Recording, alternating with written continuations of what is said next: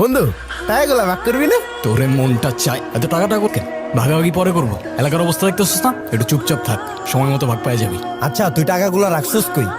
যেখানে রাখছি ঠিকঠাক আছে, সময় মতো নিজের নিজের ভাগ পাই যাবি। আর কিভাবে সেফ থাকবি সেটা নিয়ে চিন্তা কর।